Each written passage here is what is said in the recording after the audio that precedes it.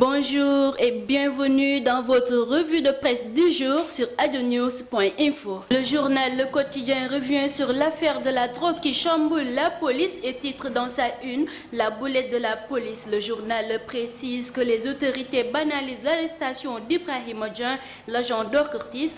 En effet, le directeur de cette agence affirme que Ibrahima Dieng n'était pas en service quand il s'adonnait à ce trafic. Après l'affaire Keita, l'arrestation d'Ibrahima Dieng doit pousser sur l'implication de certains agents de police dans le trafic du drogue. À la une de l'Observateur, Macky Sall s'adresse aux responsables de l'APR. Un chamboulement intégral de l'État et une reconfiguration du parti. Le président a du mal à avaler la constitution de listes parallèles issues des rangs de son parti pour les élections locales du 29 juin. La liste de Touba pour les élections locales est toujours au menu des journaux. Rappelons que cette liste ne respectant pas la parité soulève des interrogations concernant sa recevabilité. Toutefois, dans l'Observateur, le ministre de l'Intérieur Abdoulaye Daouda Diallo affirme qu'elle est bel et bien recevable et on ira au local dans ces conditions. Les autorités étatiques se sont pliées à la volonté du Khalif en décidant de laisser intacte sa liste. Toujours dans l'Observateur, on apprend que Maître Wade aménage sa tombe à Kébémer, sa ville natale.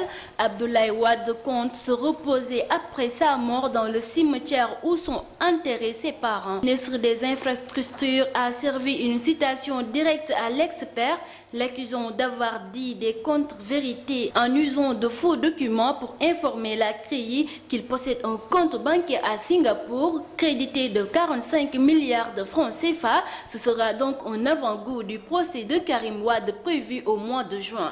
Fait divers, assise de Ziguinchor, l'Observateur relate le cas de Dieynabou Silla, condamnée hier à 5 ans de travaux forcés pour infanticide. Elle est reconnue coupable d'avoir jeté son nouveau-né de sexe féminin issu d'une relation adultérine dans les latrines de sa concession familiale. Dans ses confessions, l'accusée affirme qu'elle a été possédée par sa... Terminons par le sport. Le Quotidien nous apprend que les attaquants sénégalais Sadio Mané et Diafra Sakho font partie de la liste des 10 joueurs africains les plus brillants dans leur saison européenne 2013-2014. Sadio Mané est champion d'Autriche avec le Red Bull alors que Diafra Sakho a permis à son équipe, le FC Metz, de retrouver la Ligue 1 française. C'est tout pour votre revue de presse du jour sur adonews.info. Merci et à très bientôt.